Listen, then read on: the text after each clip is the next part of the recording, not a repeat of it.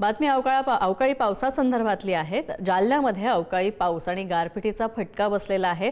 खास करून फळ बागायतदारांना, शेतकऱ्यांचं खूप मोठं नुकसान सोसावं लागतंय। तसंच केळी, टरबूज, मोसंबी या विविध फळबागांचं मोठं नुकसान या अवकाळीमुळे झालेलं आहे। शेतकऱ्यांची तातडीने मदत करण्याची सुद्धा मागणी आहे। मागील आठवड्याभरापासून सतत अवकाळी पाऊस आणि गारपीट होत आहे, त्यामुळे अनेक भागातील शेती पिकांसह फळबागांचं मोठ्या प्रमाणात नुकसान झालेलं आहे। केळीचा जो बाग आहे त्या बागात वारं शिरल्यामुळं केळीचे अनेक झाडं उन्मळून पडलेत, मोडून पडलेत। केळीची आता सध्या वेन चालू झालेली आहे आणि वेन चालू झालेली असल्यामुळं केळीचा जो घड आहे ते असे बरेचसे घड जे आहेत ते अशा प्रकारे मोडलेले आहेत। हे पहा, हे एवढाले घड जे आहेत जवळपास 40-50 किलोचा जो घड होणारा होता तो या ठिकाणी मोडलेला आहे आणि याचं पूर्णपणे हा घड कामातून गेलेला आहे।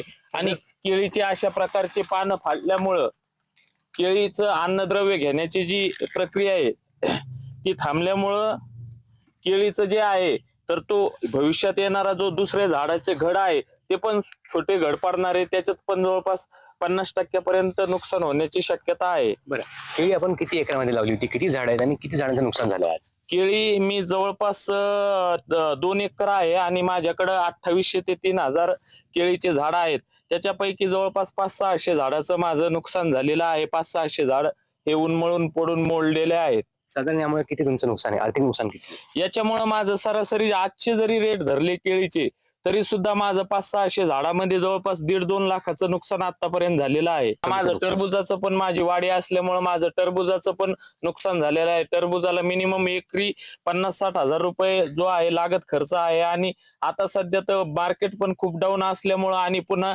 नैसर्गिक आपत्तीने नुकसान झाल्यामुळं केळीचं टरबुजाचं सुद्धा काय की जो लागत खर्च आहे तो सुद्धा माझा निघतो का नाही अशी जी परिस्थिती आहे ती झालेली आहे। गौरव साळी, पुढारी न्यूज, जालना।